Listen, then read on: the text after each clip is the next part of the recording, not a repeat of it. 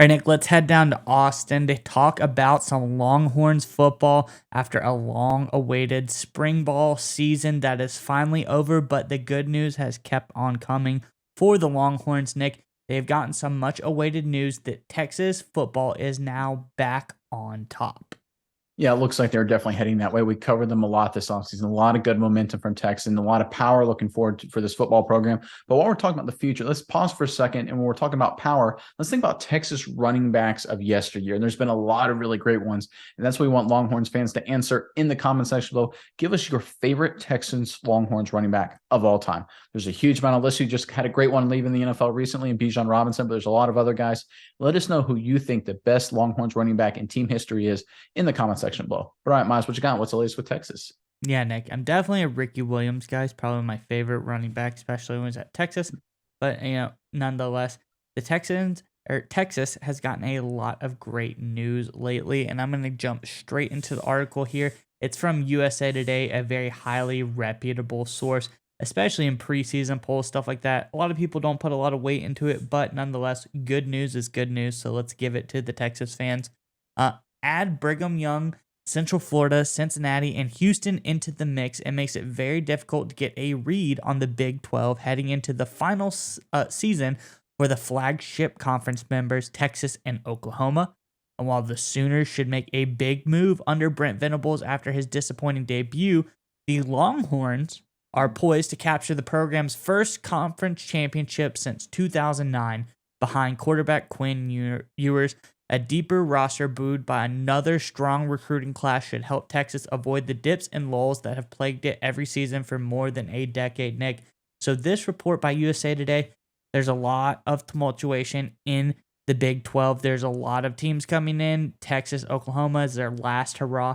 How great would it be for Texas to go out on top, to win the Big 12 on the way out the first time since what I think it said 2009?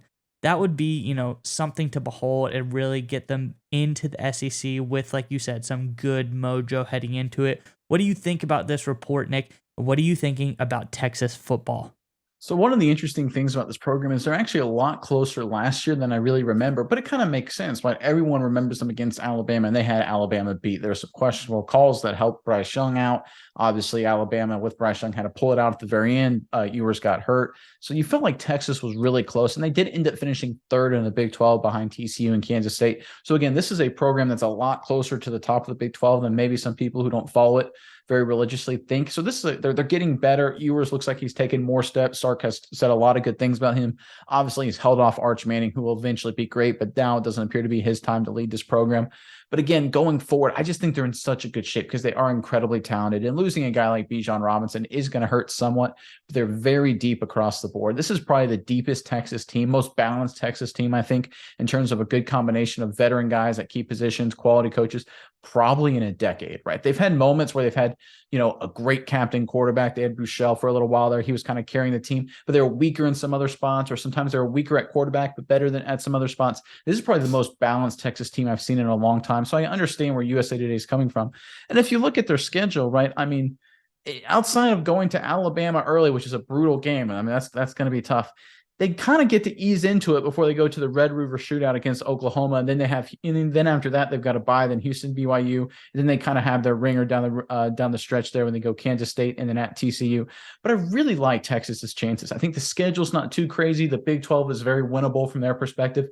They're veteran, they're smart, they're talented, they're deep. I just feel like it's Texas's year to return back to the Big 12 title game. I think it's theirs to lose, to be honest. I think Ewers is going to captain this team to a Big 12 title. Yeah, Nick. And now, but Alabama, there's a lot of question there. Nobody knows who the quarterback is. It certainly isn't a Bryce Young level comparison. And Texas still has Quinn Ewers at the helm. So that is very, very big news for them as well. So I think they have a really, really good fighting chance in that game, despite if Alabama had another great recruiting class or not. And Oklahoma, they started out very strong last year, but then immediately fell off the face of a cliff. So not having to see them too early in the season could be pretty big for Texas as well. The first 2 or 3 games, Oklahoma seemed dominant with Dylan Gabriel at the helm, but then they just kind of lost everything. I don't really know exactly how to explain what happened there, but for Texas, that is some good news as well. But nonetheless, like, I'm just really excited to see this Texas team develop. I'm really excited to see Quinn Ewers get back full health, play some good football. And I want to see Arch Manning on the sidelines. I want to see how he develops through the season. I'm really excited about this Texas team. And I think the Longhorns fans should be as well, because this seems like a season to remember, the last season in the Big 12, and truly a really, really big shot at potentially being the Big 12 champions.